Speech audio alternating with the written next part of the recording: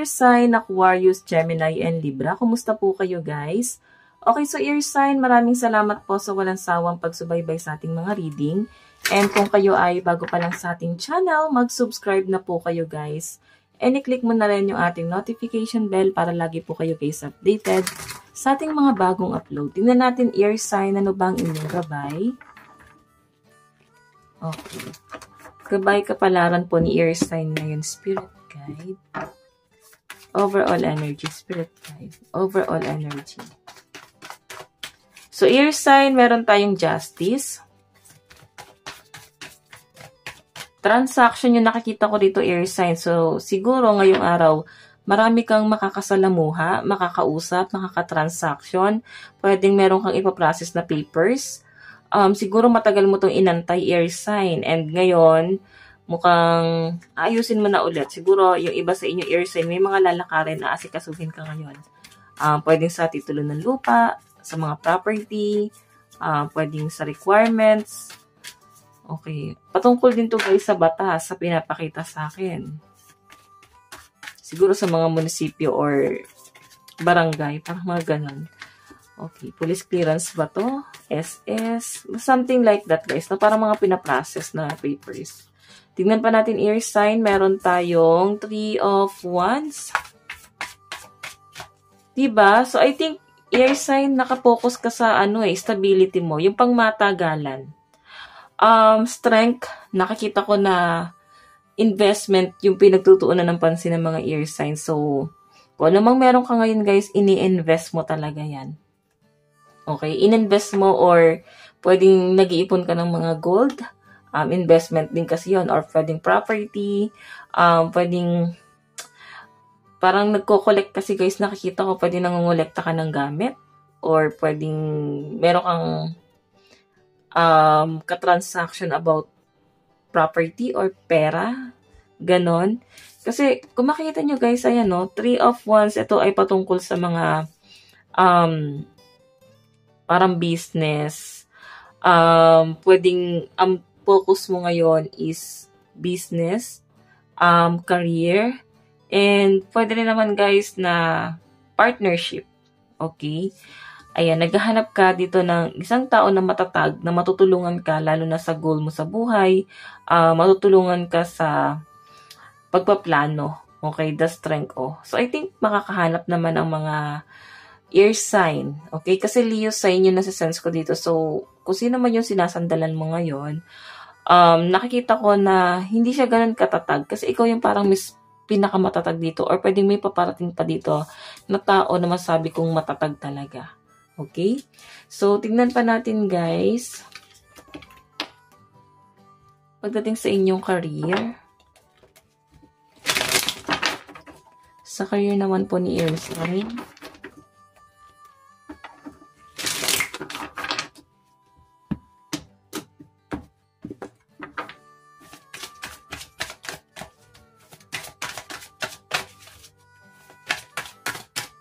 Okay, so air sign, ayan.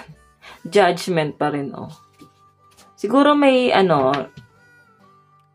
may back pay, nag-aantay ka ng back pay or resignation, pwede magre-resign ka, May nakikita ko dito, guys, maaring parang sinasabon sa trabaho. Siguro, parang sasabon ka, napapagalitan ka, or pwedeng ikaw kasi yung pagagalitan. Siguro may mga hawak kang tao, pwedeng mataas ang position mo sa work mo.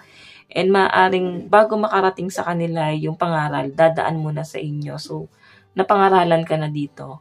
Okay? Siguro may kinukuha kayo dito air sign na quota. And yun yung hinahabol nyo talaga. Tignan pa natin guys. Air sign. Sa career, meron tayong the lovers. Okay. So, may nakikita ko dito guys. May nagpapaayos ng papers mo. Parang travel yung nakikita ko. Siguro may isang tao na gustong tumulong sa'yo na makapag-travel or pwedeng kukunin ka ng person mo. Baka kasi LDR kayo or pwedeng baka malayo lang sa inyo. Hindi lang talaga kayo magkasama sa bahay. Pwede na sa kabilang bayan lang. Pwedeng ganyan, Kasi may more on action yun na sa sense ko rito, guys. Okay? Pwedeng ikaw ay walang trabaho. Siguro may tutulong sa'yo na person. Ayan, tutulungan ka ng person mo. May partnership. Tutulungan ka niya na makapagtrabaho abroad. Or pwedeng kaibigan mo to na nakapangako sa inyo guys na tutulungan ka sa pag-process ng mga papers mo. Okay? So, titignan pa natin guys, kasi inaasahan mo to air sign sa pinapakita sa akin. Or pwedeng may travel nga kayo. Pwedeng flight nyo na ngayon. Pwedeng may pupuntahan kayong lugar ngayon. Ayan, kasama yung loved ones mo. Siguro ikaw ay nakalib sa trabaho. Tignan pa natin pagdating sa daloy ng pera ng mga air sign. Air sign. So, meron po tayong King of Pentacles. Meron tayong 3 of Cups. Meron tayong 7 of Pentacles. So, air signs sa pinapakita sa akin, may celebration na magaganap. Pwedeng event, gathering, concert. Kasi mapapalabas ka talaga ng pera Parang kailangan mo daw kontrolin air sign yung pagiging practical mo. Kasi sabihin natin practical ka naman talaga pagdating sa daloy ng pera. Pero yung mga nakakasalamuha mo, magastos. So, air sign nahawa ka sa pagiging magastos nila. Okay, sabihin na natin matipid ka naman talaga. Pero kung ang kasama mo ay mga magagastos, talagang mahawa ka. Okay, hindi mo kailangan makipagsabayan sa kanila air sign. Okay? Gawin mo kung ano yung gusto mong gawin and baka kasi sa huli maging disappointment mo yon. Okay? Na nakisabay ka sa kanila tapos hindi mo naman pala talaga gusto yon. Sumabay ka lang sa agos. Ayan. So, tignan pa natin guys. Hindi mo naman kailangan baguhin yung sarili mo air sign. Kung ikaw ay matipid naman talaga, or pwedeng hindi naman sapat yung nagiging sahod ng mga air sign, napupunta lang sa mga obligasyon, sa mga bayarin, tapos nakikita mo yung success ng iba. So, the more kasi guys na nakatingin ka sa success ng iba, mas lalo kang mape-pressure. Kasi hindi mo na nakikita yung sarili mong success. Okay? Pwedeng hindi mo nakikita yung sarili mo ngayon dito kasi mas nakatanaw ka sa success ng iba. Pwedeng may magandang mangyayari sa inyo air sign. Pero paano pa yun mangyayari ngayon, air sign, kung mas nabibuild mo yung iba kasi nakapokus ka sa kanila. Tapos yung sarili mo, nandun ka pa rin kung saan ka nakatayo ngayon. Pagdating sa love life ni air sign, so guys, meron tayong 9 of Pentacles. Meron tayong 10 of Wands. So, may nakikita ko guys, maaaring sumbatan sa inyo ng person mo pagdating sa pera. Nakikita ko na para bang yung person mo, naliliwanagan siguro siya. Okay? Kasi mas pinapagana niya rito, air sign, yung pera yung power niya, yung connection niya, or pwedeng mas may pera talaga siya sa inyo air sign, mas may say talaga siya. Hindi mo kayang makipagsabayan sa taong to. Or pwedeng may mga tinatago ka air sign. May mga problema ka na hindi mo ma-share sa person mo. So, I think, parang white lies, hindi mo masabi sa kanya kung ano at sino ka talaga, kung ano yung pinagdadaanan mo ngayon.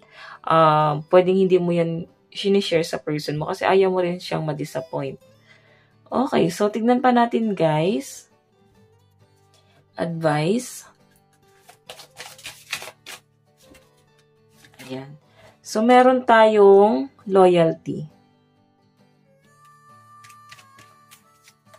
Meron tayong kindship. So, guys, sa pinapakita sa akin dito, yung partnership, teamwork, yun yung nasa-sense ko na parang mas binibuild mo. Connection mo sa ibang tao, naging mabuti ka naman sa ibang tao. Mga ganun yung nasa-sense ko na nasasabi mo sarili mo. Bakit ganun yung kinahinatnan mo? Sabi natin, yes, nagiging mabuti ka naman, ibinibigay mo naman, or binabalik mo naman yung mga tulong na ibinibigay sa inyo. May give and take naman, pero parang feeling mo, mas nahihirapan ka pag ikaw ay, parang pag binibigay mo yung loyalty mo sa isang tao, mas nahihirapan ka dito guys, na i-detach tong taong to. I-detach, kumbaga, i-release sa buhay mo. Pag dumating yung araw na kailangan mo nang i-release. Kailangan mo nang bitawan. Okay? Kasi ibinigay mo yung loyalty mo dyan Tingnan natin guys. Advice, meron tayong lighten up.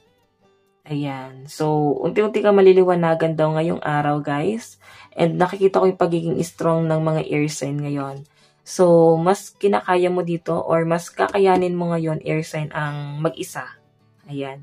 So, guys, ang lucky number mo is 44 and 5. Ito lang naman po ang inyong reading. Hanggang sa muli. God bless and love you all. Thank you.